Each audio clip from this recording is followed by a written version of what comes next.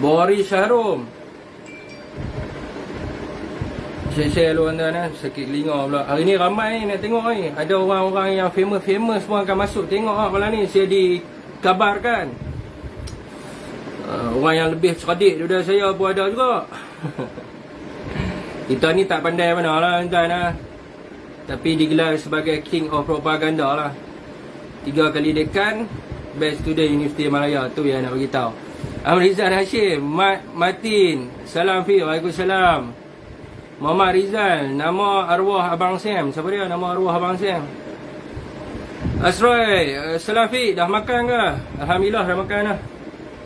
Dah makan baru lepas mandi. Kena berpandukan kepada phone satu lagi no. Tak boleh nak tengok. Pasal booster, nanti ya pasal booster kita pergi topik ni lo. Sonok kan sebab dia banyak viral dah. Fomka komen, Amanah komen, PKR komen, semalam Cikgu Bat pun komen. Saya pun nak komen juga. Saya nak buat pendedahan. Saya nak buat pendedahan kepada semua ni. Tu hampa kena share lo. Pendedahan yang terbaik. Tolong sedekahkan Al-Fatihah. Al-Fatihah. A'udzubillahi minasyaitonirrajim. Bismillahirrahmanirrahim. Alhamdulillahirabbil alamin arrahmanirrahim maliki yaumiddin. Iyyaka na'budu wa iyyaka nasta'in. Ihdinas siratal mustaqim. Siratal ladzina an'amta 'alaihim ghairil maghdubi 'alaihim waladdallin. Amin. Menteri mana? Saya letak jawatan. Orang tak suka kat saya, berkata saya bodoh, saya letak jawatan. Arak dan dadah tak dapat dipisahkan. Dia tak dengar tu saya nak cakap apa. Saya nak cakap sikit pun tak boleh ha.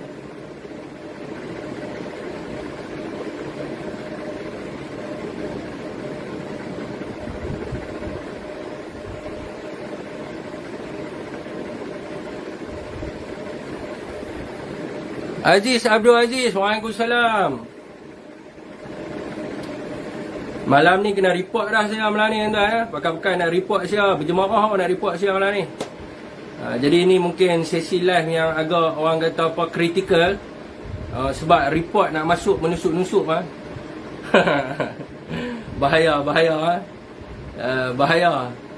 Jadi kena ada kongsi ramai ni sebab dia akan jadi balik krisis 2018 ni. Syafiq Halim diusung ke lokap PDRM. Tiba-tiba salah. Dengar tak habis. Dilepaskan semula kan. Aduh. Alhamdulillah tuan. Jadi orang politik ni mestilah dia nak something untuk dia punya mileage tu ya tuan. Jadi sebab itulah orang kata apa, mana-mana yang kita boleh dekat dengan rakyat, yang mana rakyat nampak kepada usaha dan cadangan kita, maka kita akan kita akan sampaikanlah. Jadi isu ni bukan isu baru lah. Ya, Pius Sapuan lah. Janganlah panggil Datuk Seri Panglima lah. Saya ni orang-orang biasa ya. Tak ada apa-apa pun. Okey tuan, saya nak komen sikit lah berkenaan dengan tarif elektrik ni. Semalam saya ada baca lah, banyak jugalah bacaan saya ni. Saya baca yang sahabat saya tulis, saya pun tak tahu dia dapat info daripada mana. Kan, ada orang send kat saya pasal Fomka. Kan, ada orang orang kata apa? Pasal Aziz Amanah, Faiz Amanah. Saya pun baca lah. Berkenaan dengan apa yang mereka tulis. Jadi saya pun, mereka panggil tu sebagai pendedahan lah. Tapi bagi saya tak pendedahan. Sebab apa? Menteri pun dah umumkan kan? Taqiyuddin pun dah umumkan bahawa akan ada kenaikan tarif. Fomka pun dah umumkan. Jadi saya kan melihat kepada apa yang kita nak cadangkan di peringkat kita lah.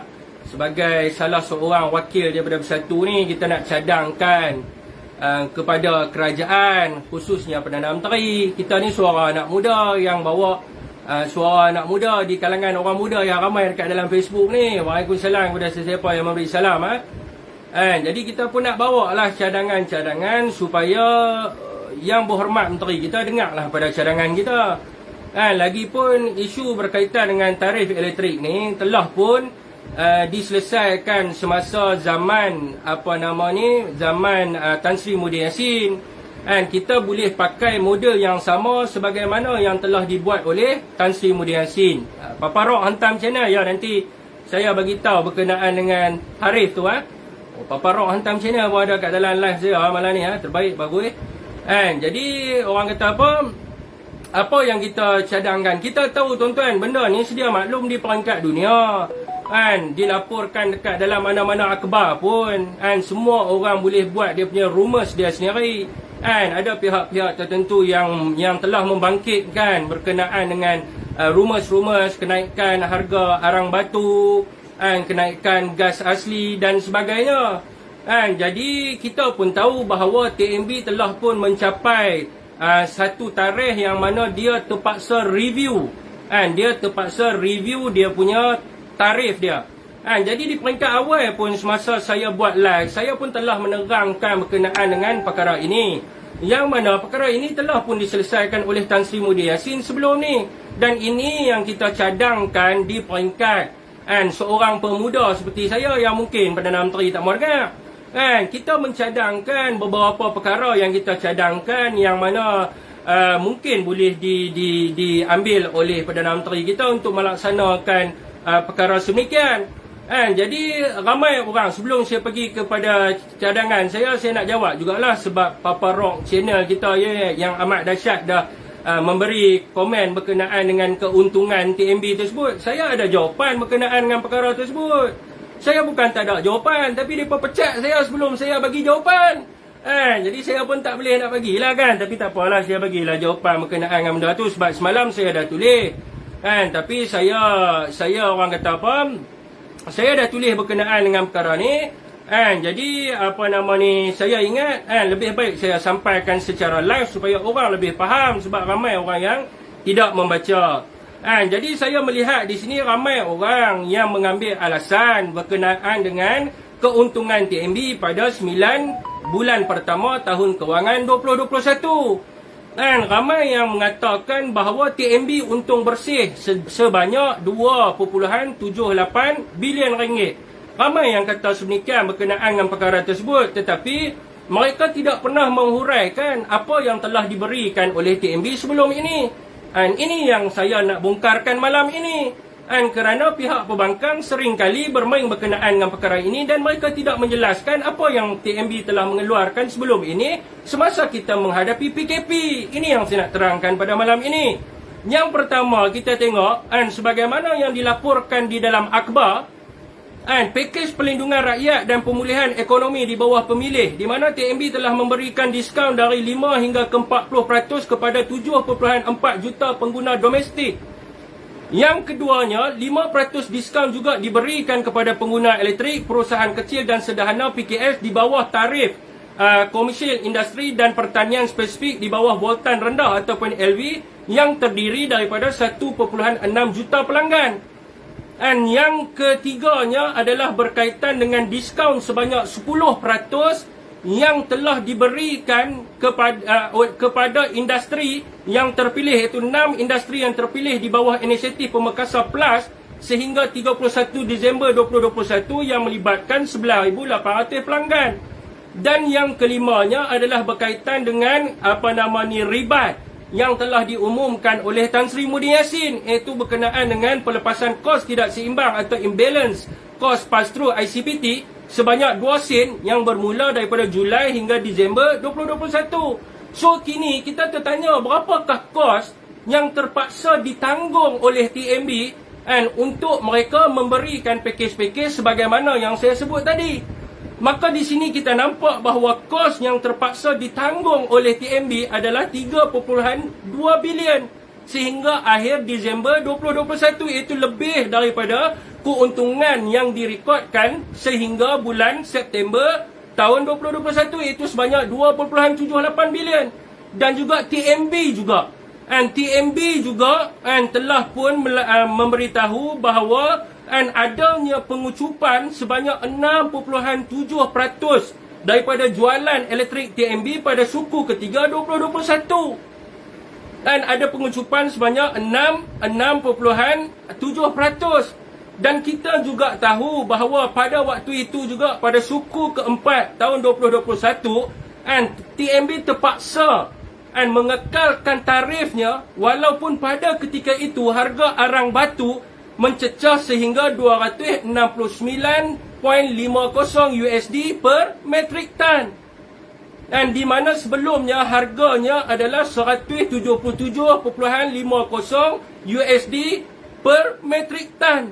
Yang mana kini hari harga arang batu telah pun mencecah sehingga USD 203 per metric ton. Jadi inilah yang perlu kita tahu. Jadi apabila mereka menyebut tentang renewable energy, saya pun ada hujah saya berkenaan dengan RE ini. Sekiranya kita melihat satu negara yang telah pun membuat projek RE terbesar di dunia, negara mana tuan-tuan? Negara Thailand. Negara Thailand telah pun membuat projek RE yang terbesar di dunia, di mana mengikut kepada laporan akhbar The Bangkok Post, mereka mempunyai 144,000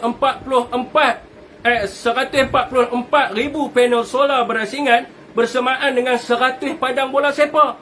Tetapi pada waktu ini disebabkan kenaikan harga arang batu dan juga gas, Suruhanjaya Kawal Selia Tenaga ERC Thailand telah pun mengumumkan bahawa tarif elektrik di sana akan meningkat sebanyak 4.6% bermula daripada Januari hingga ke April 2022. Jadi mana relevannya yang mengatakan bahawa dalam masa keterdesakan sekarang ini kita nak mendesak supaya TMB untuk mereka membuat projek renewable energy. Sebab itu di peringkat Parti Bersatu, saya sendirilah tuan-tuan, parti ni silap pula dah, saya lah sebagai di bahagian Bersatu Al-Ustaz ni, jadi saya pun nak kredit jugalah parti saya pun. Jadi saya di sini kita nampak apa yang telah dibuat oleh Tan Sri Mudi Yassin semasa beliau menjadi Perdana Menteri adalah model yang harus dicontohi oleh Perdana Menteri sekarang. Jadi inilah yang kita beri cadangan, inilah yang kita desak supaya Ismail Sabri menilai sekiranya berlaku. Jadi inilah cadangan daripada anak muda yang kita bagi adalah mengekalkan ribat. Mengekalkan ribat 2% kepada B40 dan juga M40. Sebab apa? Sebab mereka terkesan akibat daripada bencana pandemik tak selesai lagi. Lepas tu kena bencana banjir, walaupun TMB bagi diskaun elektrik percuma kepada mereka. Jadi mereka tak perlu risau lagi tentang tarif elektrik dan sebagainya. Jadi mereka-mereka yang tak mendapat rebate ni. Jadi apa yang kita minta adalah supaya mereka kerajaan menyahut suara anak muda seperti kita untuk bagi rebate sebanyak 2% kepada golongan M40 dan juga B40. Dan kita juga tahu bahawa peniaga-peniaga kecil di kalangan kita, SME, saya terlibat dengan SME bersama dengan Datuk Rosalie Cik Pin. Saya juga buat program usahawan yang pernah disertai oleh beberapa ratus orang di Parlimen Al-Ustaz bersama dengan Ketua Bahagian Bersatu Al-Ustaz. Jadi kita amat memahami berkenaan dengan usahawan kecil ini. Maka kita minta supaya kalau tak boleh bagi 2% pun, bagilah sekurang-kurangnya 1%. Bagilah sekurang-kurangnya 1% kepada peniaga SME ini supaya mereka dapat bernafas. Jadi ramai yang orang kata apabila hanya diberi kepada dua golongan ini, maka industri dan komersial ini mereka akan menaikkan harga barang. Saya nak tanya kepada tuan-tuan satu perkara. Semasa kita menjalani PKP, kerajaan telah bagi subsidi melalui TMB 10% pada zaman Tan Sri Mudi Yassin kepada industri. Sehingga Disember 2021, saya nak tanya kepada tuan-tuan, harga barang turun ataupun tak? Harga barang turun ataupun tak? Malah mereka menaikkan harga barang dengan alasan peningkatan kos bahan mentah. Jadi adakah kita nak kerajaan hari ini terpaksa menanggung sampai bila-bila bagi subsidi 10% kepada industri dengan alasan mereka akan mengekalkan harga barang, sedangkan mereka senantiasa menaikkan harga barang. Jadi saya tak bersetuju sebab mereka ini adalah golongan kapitalis. Dan juga mereka ini adalah golongan mungkin kroni-kroni yang nak dijaga oleh parti UMNO ni yang kita nampak. Sebab mereka ni suka kalau tuan-tuan baca penulisan saya yang sebelum ini. Jadi kita, sebab itu saya kata, kita tidak bersetuju. Sekiranya nak bagi subsidi kepada TN20, nak bagi subsidi kepada industri dan sebagainya. Sebab kita melihat kepada rekod mereka sendiri semasa Tan Sri Muhyiddin Yassin menjadi Perdana Menteri, kita bagi kepada mereka subsidi 10%. Is it mereka turunkan harga barang? Mereka tak turunkan pun harga barang. Mereka naikkan harga barang sehingga ke hari ini. Kalau tuan-tuan tengok, hari ini, harga Milo berapa? RM3.50. Saya minum di Mac Valley RM5.10. Saya nak tanya, harga elektrik naik ke tak? Harga elektrik naik ke tak? Harga elektrik tidak naik. Harga elektrik tidak naik. Tetapi mereka tetap juga menaikkan harga barang. Habis tu, adakah kita nak jadi bodoh? Kita nak jadi bodoh, minta maaf agak kasar sikit di situ. Kita nak jadi bodoh, kita nak pergi beritahu, tak apa, suruh TMB subkan kepada kilang ni 10%. Dengan harapan dia akan turunkan harga barang. Tidak mungkin, tuan-tuan. Maka kerajaan kena ada ketegasan. Ismail Sabri tidak boleh menggunakan duit rakyat dengan alasan kita nak subsidi kroni-kroni kita, supaya dia turunkan harga. Tapi dia tak turunkan, dia menaikkan harga barang dan rakyat tersiksa. Kita bagi tahu terang-terang bahawa bagi sahaja subsidi kepada B40, bagi kepada M40, tetapi kenalkan secas kepada mereka ini dan perkenalkan cukai durian runtuh. Sebagaimana yang saya sembang dengan Datuk Nordin Yunus sebelum ni, tuan-tuan dah masuk dalam live saya, kita perkenalkan windfall tax dan kita kenalkan cukai ke atas mereka-mereka yang mengup keuntungan semasa rakyat menghadapi bencana, semasa rakyat menghadapi orang kata pandemik dan sebagainya. Jadi inilah yang kehendak rakyat yang kita nakkan. Dan kita mengharapkan jugalah supaya Perdana Menteri, sebab Perdana Menteri dulu pernah kata bahawa dia ingin bersama-sama dengan anak muda supaya dia mendengar cadangan-cadangan yang dikeluarkan oleh anak muda yang tak berapa cerdik seperti kita ini. Dan saya rasa ramai yang kat dalam ni bersetuju pun. Sebelum ni saya pernah buat naik satu artikel, ramai yang bersetuju dengan apa yang kita cadangkan kepada pihak Perdana Menteri. Yang mana cadangan ini telah pun dibuat, telah pun dilaksanakan dan berjaya di bawah pemerintahan Tan Sri Muhyiddin Yassin. Apa lagi yang kita risaukan? Apa lagi yang kita nak kaji, nak tengok model dan sebagainya? Tak patut harga barang-barang asas naik. Betul lah tuan. Zam Pok Yo. Waalaikumsalam. GST dah lagi UMNO, barang memang naik sekarang ni. Tu dapat dikatakan lah, hampa nak sangat kepada UMNO tu. Hampa nak sangat kepada dia. Kita tak boleh nak kata apa. Saya pun ada juga nak kata, siapa baca tulisan saya yang dalam bahasa Inggeris tu, dia faham-faham lah. Selain daripada dia ikut pada cadangan kita, kita cadangkan juga. Sebab apa? Dia juga boleh mengurangkan gaji-gaji staf dia dengan nak jaga koroni saja. Kita tahu siapa dia, lembaga pengarah TMB YB daripada YB mana tuan? Daripada mana tuan? Saya pun lupa dah. YB daripada mana? Pik minyak masak dari mana? Kita tengok hari ni ramai yang bersetuju dengan cadangan yang kita kemukakan pada malam ini.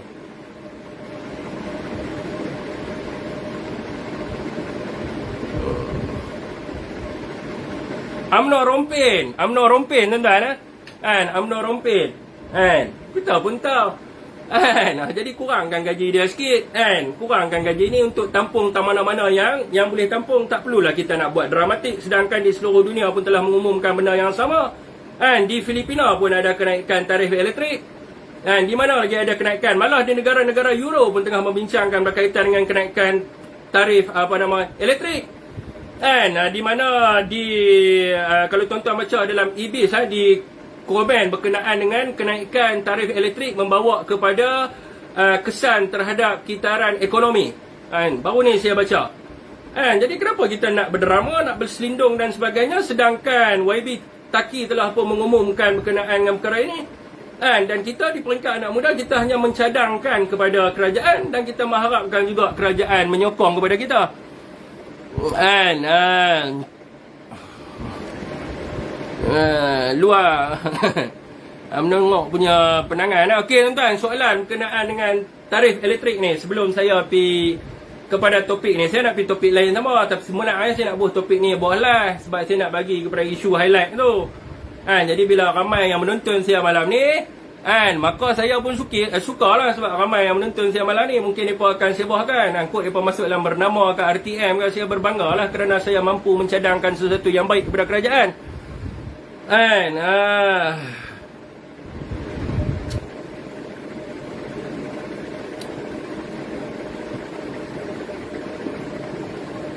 Okey tuan-tuan, kalau tuan-tuan baca penulisan saya tulis kat situ. If the people can bear the loss in the current situation, why cannot this big company make the same sacrifice? Jadi mereka pun perlu membuat pengorbanan yang sama sebagaimana yang rakyat buat. Orang kata rakyat korban. Papa Rock hantam channel. Adakah wajar TNB naikkan tarif sekarang walaupun masih untung bilion? Kenapa tak tangguh kenaikan hingga rakyat dah menafas sikit? Saya dah bagi tahu tadi, saya dah jawab dah berkenaan dengan perkara tersebut. Bukan negara Malaysia saja, dia disebabkan oleh kenaikan arang batu. Jadi bila ada kenaikan arang batu, maka terpaksalah untuk dinaikkan tarif tersebut. Jadi kalau mereka dapat buat sesuatu yang lain selain daripada itu, kalau mereka dia macam ni, kalau dia tak boleh nak selamatkan 100%, dia boleh selamatkan 80% pun dah cukup dah senaknya. Kalau dia boleh selamatkan B40, M40 dengan bagi subsidi yang tersasar. Sedangkan subsidi tu dah ada pun sebenarnya. Dah diberikan pun masa zaman Tan Sri tu. Jadi dia buat kembali je lah benda tu.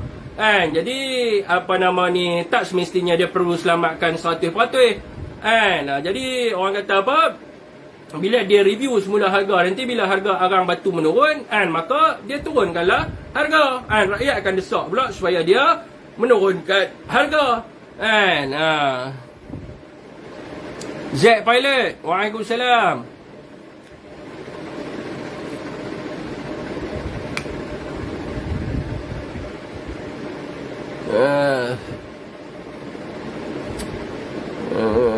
Banyak soalan Papa Rock hantar macam ni, jenuh nak jawab jenuh nak menjawab.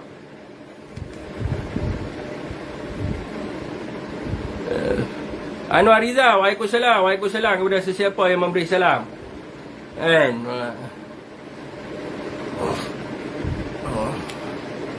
Jana kuasa empangan ganung tu ada 4. Dan kita juga minta, saya setuju dengan pandangan Cikgu Badrul. Sebab tu saya kata saya setuju dengan pandangan dia. Kita perlu fokus ke arah RE ni. Bila kita melihat macam live saya sebelum ni saya sebut, kita amat penggunaan RE ni amat amat sedikit, 18% sahaja penggunaan renewable energy ni. Dan sepatutnya dia bukan dalam masa sekarang lah. Masa sekarang tu tak sempat lah. Jadi dia kena orang kata kena dalam masa yang future lah. In future kan, in future kita kena fokus ke arah itulah. Dan macam mana saya sebut sebelum ini, mungkin kita kena mengkaji semula projek nuklear ni.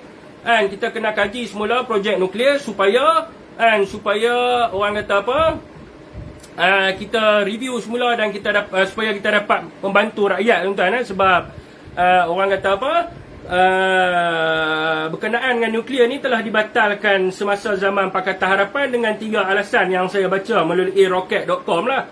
Rocket menjawab bahawa antara alasan pembatalan loji jana kuasa nuklear ni adalah yang pertama disebabkan kerana mereka mengatakan bahawa Malaysia tidak mempunyai kepakaran dalam pengurusan loji nuklear.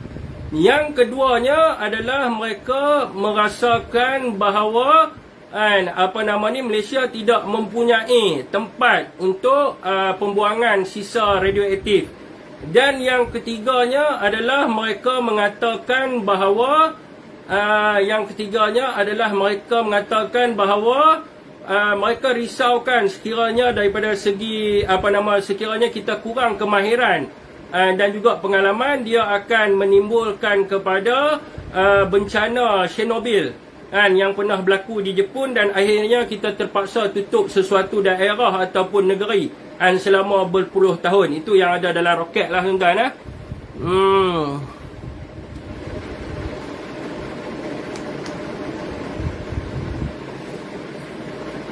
Itu yang ada dalam roket lah yang saya tengok tuan-tuan. Tuan-tuan boleh tengok berkenaan dengan benda-benda lain.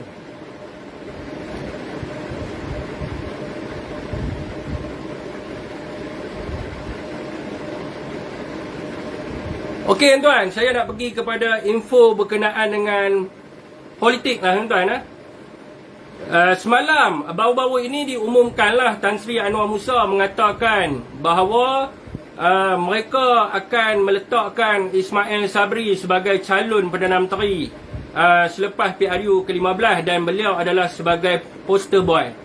Jadi benda ni saya dah bagi tahu lama dah saya bagi tahu.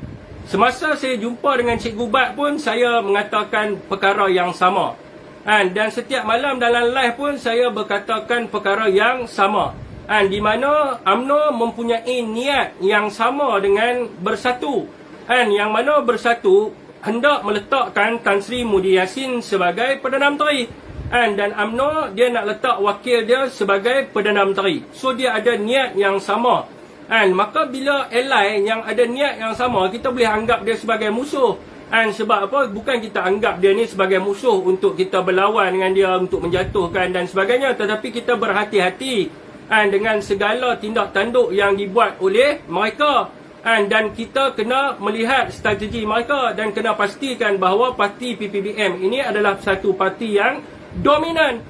Supaya kita dapat menjadikan semula Tan Sri Muhyiddin Yassin sebagai PM selepas PRU ke-15 sebagaimana kehendak rakyat. Jadi kita melihat apabila saya bercakap berkenaan dengan perkara tersebut, orang tak nampak dan di akhirnya maka kita nampak buktinya. Saya mula syak daripada kes yang berkaitan dengan kenaikan harga barang melibatkan Alexander Nathalinggi. Saya dah mula tak puas hati apabila PM pada ketika itu seolah-olah mengiyakan apa yang netizen cakapkan dengan cara dia pergi ke kedai dan dia mengesahkan memang harga udang meninggi dan sebagainya dan memberi kesan kepada Alexander Nathalinggi. Dan dia datang sebagai hero untuk menyelamatkan keadaan dengan bawa konsep kedai keluarga Malaysia, lebih kurang macam itulah kan. Dan yang keduanya kita lihat sendiri apabila melibatkan menteri daripada Bersatu yang melibatkan Dr. Latif yang saya orang kata pernah berjumpa dengan dia sebelum ini. Kalau kita tengok melibatkan Dr. Latif pun tiba-tiba kita pun hairan kenapa tiba-tiba PM mohon maaf. PM mohon maaf dan mengiyakan kesalahan apa yang disebutkan oleh Pakatan Harapan. Jadi seolah-olah meletakkan kesalahan kepada Dr. Latif. Kita lihat sendiri perkara tersebut. Dan kemudiannya PM muncul sebagai hero dengan pelaksanaan orang kata mengerahkan jentera sukarelawan di bawah Perdana Menteri dan sebagainya. Jadi saya melihat benda ini dah lama yang mana Ismail Sabri ni dia ada niat. Dia ada niat untuk dia jadi sebagai Perdana Menteri selepas daripada PRU ke-15. Jadi itu memang kita nampak dan kita pun dapat predict benda ni. Bila seseorang duduk di tampuk kuasa tersebut, maka dia ada hajat untuk meneruskan legasi dia. Kita boleh nampak dah. Jadi apakah tindakan yang diambil oleh kita untuk memastikan bahawa Perikatan Nasional ini akan jadi dominan. Maka kita kena review semula. Kita kena review semula perjanjian kita dengan mereka, dengan UMNO sebagai contohnya, perjanjian CSA yang dibuat di antara mereka dengan kita untuk menubuhkan kerajaan yang ada sekarang ini. Kalau kita tengok apakah perjanjian yang dibuat oleh kita semasa itu, kita tidak akan bersetuju sekiranya mereka menggugurkan kluster-kluster mahkamah. Tetapi malangnya perkara itu berlaku. Datuk Ehsanuddin digugurkan daripada kes dia, daripada UMNO Kota Tinggi. Dan kita melihat juga Ahmad Maslan juga digugurkan daripada kes dia. Tetapi tidak ada suara yang bangkit di kalangan kita untuk menentang ke arah benda itu. Maka kita kena review perkara tersebut. Sebab kalau kita tak review, saya nampak dan Ismail Sabri sendiri dah declare bahawa dia akan jadi the poster boy. Dia akan jadi the poster boy untuk pergi ke dalam PRU ke-15. Maknanya di sini macam mana ni ada dua poster boy. Muka Tan Sri ada, muka Ismail Sabri pun ada juga. Adakah begitu dia punya kaedah dia? Jadi adakah mereka juga nak pergi secara solo pada PRU ke-15? Kalau mereka nak pergi secara solo pada PRU ke-15, maka kita kena berhati-hatilah dengan mereka ni. Sebab saya melihat setiap hari UMNO punya propaganda ni seseolah untuk mematikan parti Perikatan Nasional, khususnya di bawah khususnya Bersatu dan juga PAS. Ini yang saya nampak daripada kacamata saya. Dan saya juga mengharapkan supaya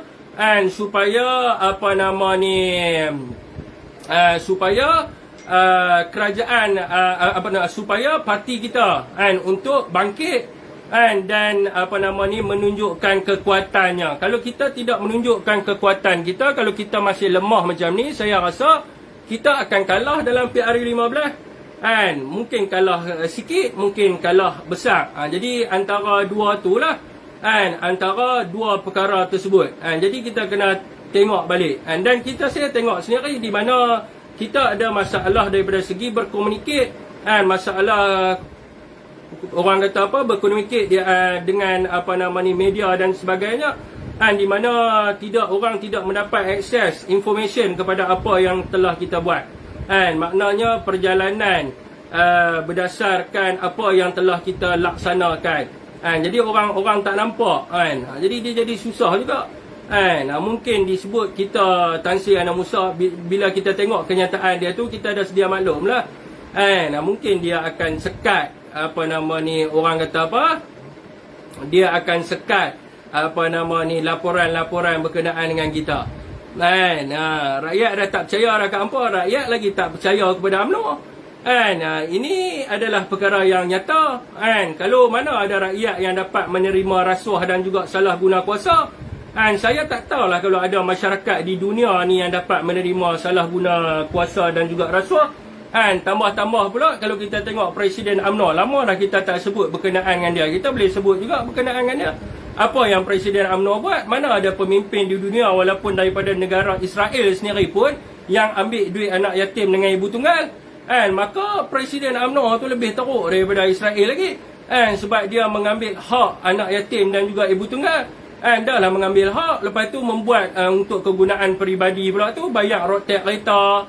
Lepas tu buat apa? Bayar rotek kereta, lepas tu orang kata bayar rotek kereta, selepas tu beli hotel, beli banglo bagi ke adik dia dan sebagainya. Kalau kata ada orang yang bersetuju dengan tindakan Presiden UMNO tu, saya tak tahu nak kata lah, mungkin dia buta ke, mungkin dia ni tak ada hati dan perasaan.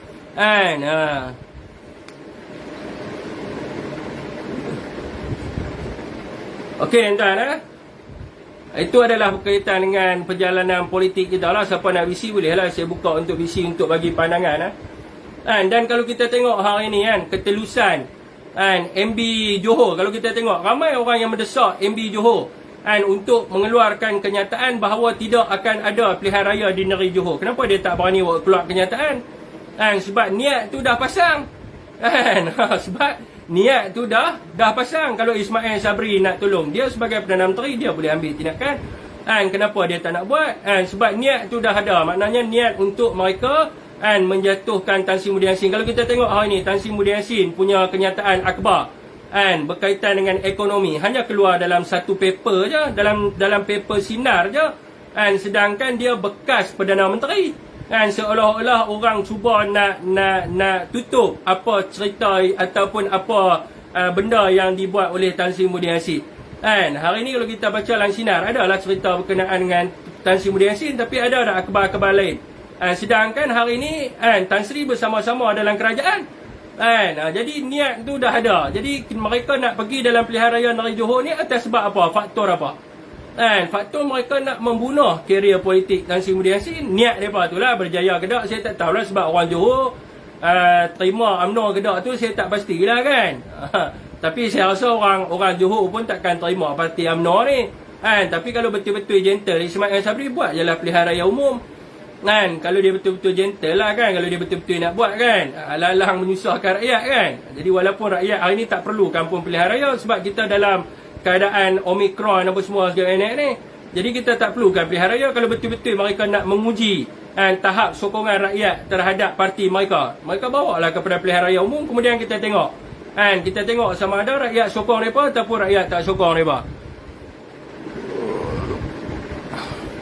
Pengundi-pengundi yang tidak berparti pasti akan menolak semua parti yang bertanding pada PRU akan datang. Mereka yang berkemungkinan besar akan memilih calon yang berwibawa, bukan lagi mereka memilih parti politik UMNO PAS bersatu termasuk PH. Golongan pengundi tidak berparti pasti melakukan kejutan besar. Tapi saya tak rasa benda ni akan berlaku. Sebab kecenderungan tu ke arah parti banyak. Pemimpin dua UMNO kebanyakannya penyamun. Azman brutal goyang ke? Tak goyang kan? Kita sikit pun tak goyang dengan UMNO ni sebenarnya. Yang goyangnya orang UMNO sebab dia pakai private account, kita pakai account yang sebenar. Dia pakai dia pakai fake account, dia tak berani nak tunjuk muka dia lah goyang kan. Sebab dia tak berani berhadapan dengan masyarakat yang umum.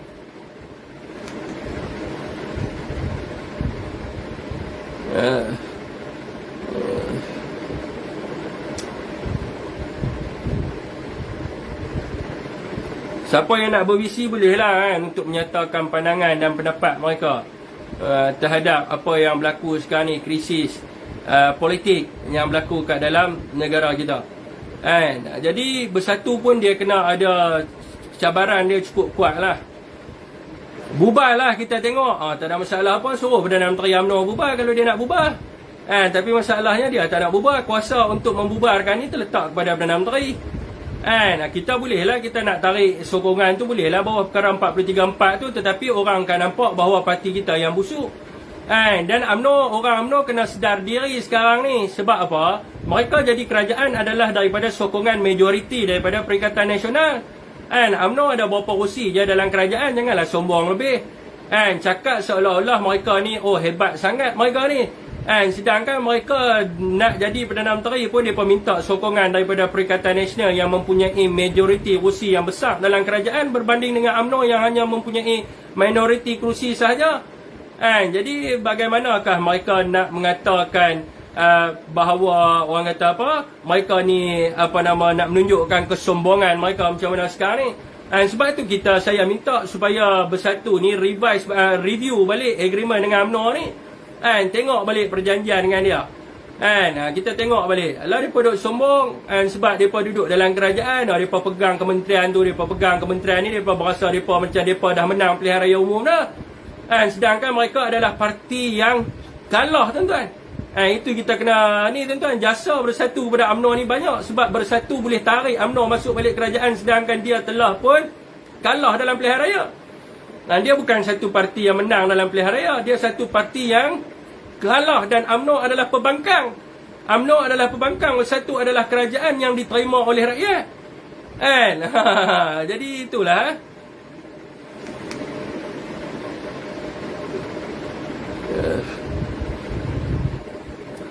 PRU 15 golongan atas dan tiada kepentingan politik. Apa benar ni UMNO perosak Malaysia. Itu memang kita nampak terang-terang mereka ini adalah perosak. Kalau rakyat nampak mereka ni adalah benda yang baik, saya tak tahu nak kata lah. 4 hakim mengatakan Datuk Seri Najib Razak bersalah, tapi mereka kata Najib Razak tak bersalah lagi. Malah di peringkat dunia, bukan kata di dalam Malaysia saja, di peringkat dunia, laporan di peringkat dunia mengatakan bahawa dia memalukan negara.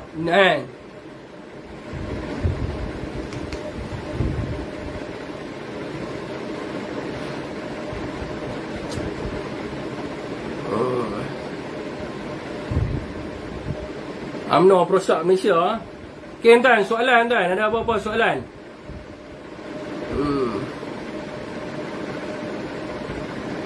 Siapa nak tanya soalan kan, nak masuk BC boleh lah.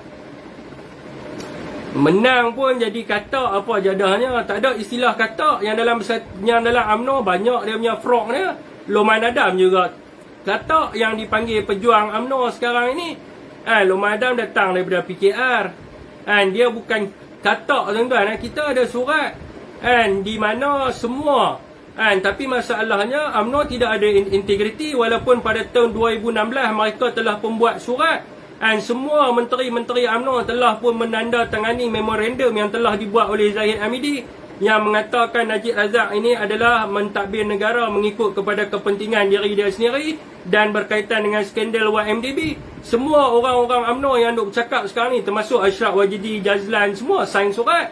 Dan termasuk dengan Zahid Hamidi sendiri pun sign surat. Dan dia sign surat dan dia mencalonkan diri dia sebagai Perdana Menteri untuk menggantikan Najib Razak pada tahun 2016. Dan surat itu benar telah disahkan sendiri pun oleh Luqman Wadam. Jadi apa lagi yang kita nak kata? Memanglah ada orang yang keluar daripada UMNO, termasuk Mas Emeranti, kerana dia juga sign surat tersebut yang dia realise bahawa YMDB ni adalah satu skandal dan juga YMDB ni adalah menghabiskan duit rakyat dan sebagainya. Dan dia tahu juga bahawa Najib Razak menyalahgunakan kuasa, termasuk juga dengan yang lain-lain, Muhyiddin Yassin dan sebagainya, Hamzah Zainuddin yang keluar daripada UMNO bersama-sama dengan Bersatu, kerana mereka yakin bahawa kepimpinan UMNO itu telah rosak dan mereka yakin bahawa UMNO telah dimanipulasikan bagi kepentingan individu. Dia tidak lagi membawa wadah perjuangan yang lama untuk menjaga Melayu. Kalau orang nak kata UMNO jaga Melayu, saya nak tanya kepada tuan-tuan, siapa jual tanah Rizal Melayu? DAP ke jual? DAP jual di Pulau Pinang lah tanah orang Melayu. Orang PKR ke jual? Orang Bersatu kan yang jual tanah Rizal Melayu? Saya nak tanya tuan-tuan juga, jumlah tanah Rizal Melayu ni berapa mengikut kepada Sumpah Raja-Raja Melayu? Sumpah Raja-Raja Melayu dia bagi 50% tanah Rizal Melayu untuk diagihkan kepada orang-orang Melayu dan sebagainya lah. Saya nak tanya kepada tuan-tuan, sekarang ni berapa peratus tinggal tanah Rizal Melayu ni? Tanah Rizal Melayu tinggal 12%. Mana pergi hilang lagi 38%? Bukankah dimonopoli oleh pemimpin-pemimpin UMNO, dijual kepada orang kata apa, kapitalis, kroni dan sebagainya, untuk mengkayakan diri mereka. Rumah pemimpin UMNO dah macam istana kita tengok. Sedangkan mereka datang daripada mana? Mereka bukan keturunan diraja, mereka datang daripada orang yang biasa. Zahid Hamidi sendiri pun, siapa dia sebelum dia berkecimpung dalam dunia politik? Dia hanya kerja di bank sebagai kerani biasa di bank. Dia bukannya anak jutawan, dia bukannya anak milioner. Bagaimanakah dia boleh mengaut keuntungan sehingga memiliki hotel dan sebagainya? Jadi ini yang menjadi persoalan.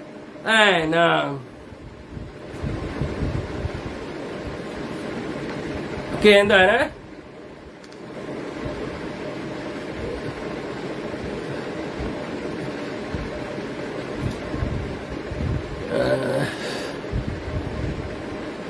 Jadi segala kesilapan UMNO dulu kita nampak kita berjuang untuk kita menegakkan kesilapan UMNO, tapi sekarang kita melihat bahawa perjuangan itu sudah tidak ada. Jadi kita setiap malam lah duk buat live, duk berjuang setiap malam lah. Kita duk berjuang untuk menaikkan Parti Peribumi Bersatu Malaysia, tetapi bagaimanakah dengan kepimpinan kita yang lain? Adakah kita merasakan bahawa UMNO ni rakan kongsi kita? Selepas kita dikhianati di Sabah, setelah kita dikhianati di Melaka, dan mungkin kita akan dikhianati di Johor ini, adakah kita masih merasakan mereka ni adalah rakan sekutu kita?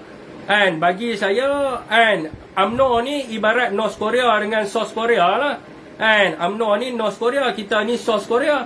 Walaupun kita duduk dalam satu tanah yang sama, kita ada perjanjian yang boleh kita ikut dan ada benda yang kita tidak boleh ikut, supaya kita menjadi dominan.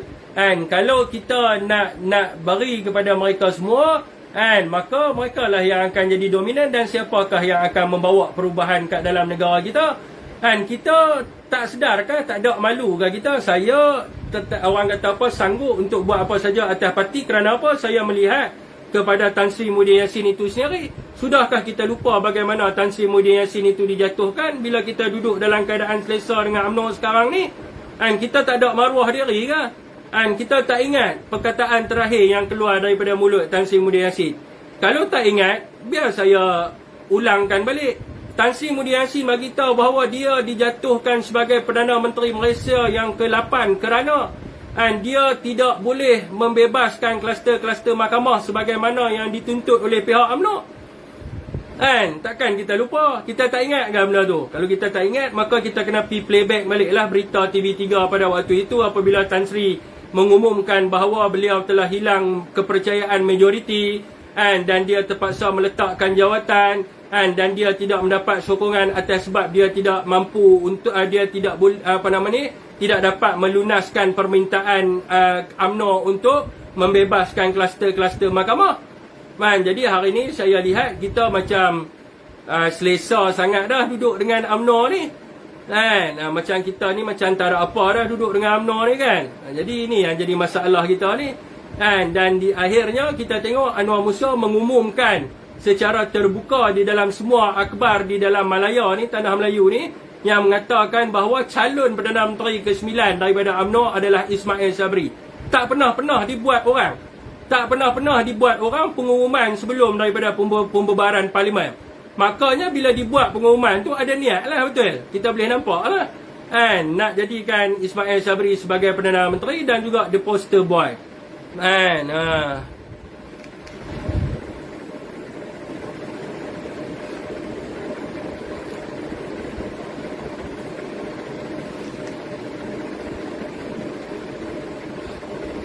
Okey, tuan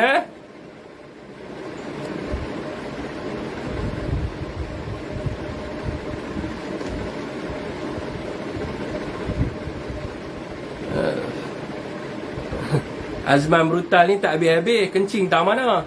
Saya tanya orang UMNO dua perkara yang mereka tak boleh jawab sekarang ni. Saya jumpa dengan pemimpin tertinggi UMNO, dan saya jumpa dengan orang-orang UMNO yang di bawah. Saya tanya kepada mereka dua soalan.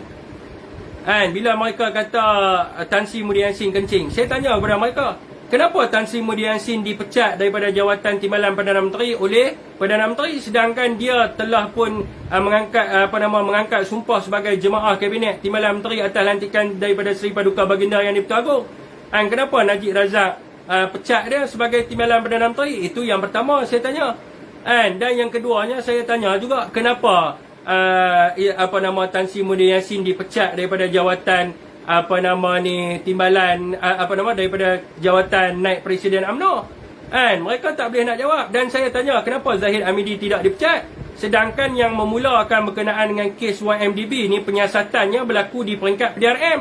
Takkan tuan-tuan tak ingat berkaitan dengan bangunan PDRM terbakar tingkat 9 yang mereka fitnah PDRM bakar dokumen YMDB. Bukankah PDRM menyiasat berkenaan dengan YMDB, dan siapakah menteri di Kementerian Dalam Negeri pada waktu itu? Menteri di Kementerian Dalam Negeri pada waktu itu Zahid Hamidi, yang membuat surat yang menyatakan dengan jelas bahawa memang wujud skandal YMDB. Dan kemudiannya kenapa Zahid Hamidi diangkat sebagai naib presiden UMNO dan juga dia adalah timbalan Perdana Menteri, dan kemudiannya dia terus senyap berkenaan dengan YMDB, sedangkan dia yang memulakan berkenaan dengan YMDB bukan Tan Sri yang siasat YMDB. Yang siasat YMDB ni adalah Zahid Hamidi.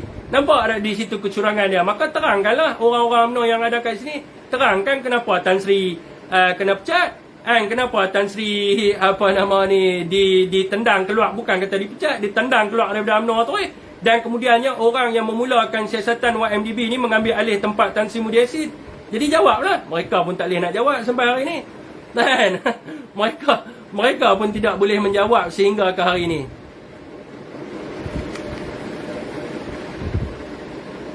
Rupa-rupanya orang yang ganti tempat Tan Sri pun penyamun 2 kali 5 macam Najib. Cuma dia nak jadi lebih penyamun, dia nak duduk dekat dalam jawatan Perdana Menteri.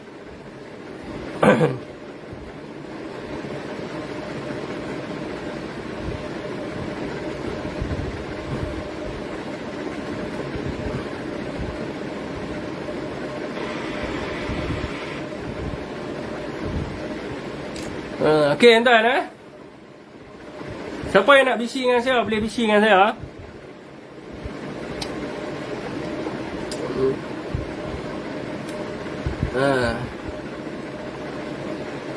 Kalau kita masih tak melihat, semalam saya call Cikgu Bat malam untuk tanya berkenaan dengan artikel dia tu. Dia cakap dengan saya bahawa dia baru nampak sekarang ni bahawa ada niat. Dulu tak nampak. Ramai rakan-rakan kita pun dah nampak bila keluar kenyataan tersebut. Aku mati dan hidup balik pun takkan sokong UMNO. Sama lah macam kita. Mereka tak ada fakta, Fiz. Sebab tu mereka tak boleh nak jawab. Betul ya? Mereka tak boleh nak jawab. Mana mereka boleh jawab? Abang Abdul Wahab Syafiq Fakrullah, mereka boleh jawab lah. Mereka tak boleh jawab. Saya ada dokumen semua. Nak abang kata saya tipu. Saya ada dokumen semua. Dokumen saya ada. Kan, full dokumen lagi saya ada yang berkaitan dengan surat-surat daripada Zahid, waktu Zahid jadi kementerian apa nama ni, semasa Zahid jawatan sebagai Timbalan Perdana Menteri. Kan, dekat dalam Facebook saya pun ada dokumen tersebut. Kalau bohong bagi kita kata bohong, kita buat keluar mesej Luqman Adam kata benda tu betul.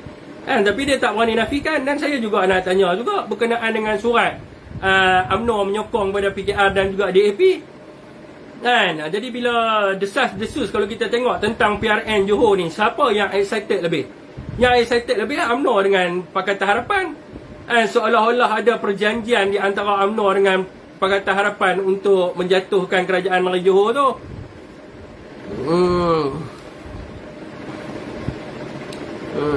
Kalau jadi MK PRN nanti, adakah Bersatu akan join PAS lawan UMNO? Dan bersatu dengan PAS adalah di dalam Perikatan Nasional. Bersatu dengan PAS dalam Perikatan Nasional, dia bukan duduk asing-asing parti. Kita dalam Perikatan Nasional dan apa nama ni orang kata apa, Perikatan Nasional diasaskan oleh Bersatu dan juga PAS. Depa mana boleh jawab? Mulut depa dah disumbat, dah disumbat. Mana orang UMNO ada sini? Boleh jawab tak? Tak boleh nak jawab pun. Kalau boleh jawab, kita semua pakat lari masuk UMNO boleh. Tapi depa pun tak boleh nak jawab. Kan?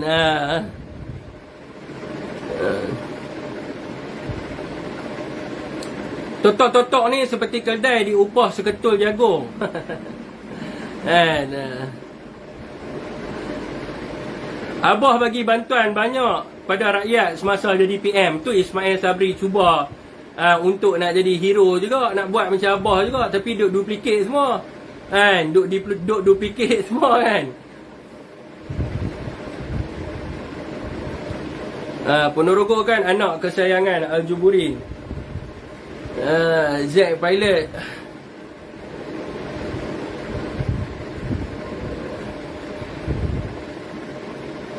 PPBM tetap bungkus. Tu dia punya pandangan. Tak ada siapa nak bisi kan malam ni. Tok Nordin kan tak ada lah. Teruskan perjuangan. Ya, saya terus perjuangan. Saya tak kisah. Hilang apa-apa pun saya istiqamah. Dulu saya dalam UMNO, saya kena buang aja, relax saya masih lagi berjuang. Dalam Bersatu pun tak apa, hilang apa-apa pun saya adalah seorang pejuang. Pejuang yang taksub kepada parti dan setia kepada Tan Sri Muhyiddin Yassin. Kesetiaan kepada Tan Sri Muhyiddin Yassin itu sangat tinggi. Bila Fik bagi pandangan, kau kata sembang kari. Fik bagi dal macam mana pula. Kan dia nak suruh saya tunjuk bukti surat tu. Nak suruh saya tunjuk bukti surat tu, saya tunjuk sekarang ni. Tengok dalam Facebook saya lah tuan-tuan. Okey tuan, soalan. Ada apa-apa soalan tak?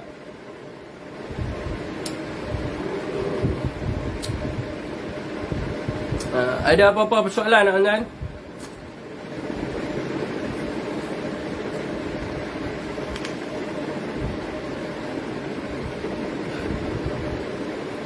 Tak habis-habis lagi dunia akhir zaman. Nak jumpa pemimpin dah. Tan Sri Muhyiddin Yassin ada. Tapi orang tolak kan. Mana ada Perdana Menteri yang nak baca doa hari kat rakyat dia, kat dalam negara. Tu yang kes kematian korang. Hari ni kes kematian berapa? Hari ni tak ada pula orang UMNO nak kata berapa biji kapal terbang jatuh, berapa biji belon udara jatuh kan. Tak ada pula nak tak ada pula nak kata. Dari Tan Sri tinggal kes kematian berapa? Saya duk sebut tiap-tiap malam dalam live saya. Tan Sri tinggal kes kematian 18,000. UMNO 30,000 dah sekarang ni. Baru berapa ratus hari jadi Perdana Menteri.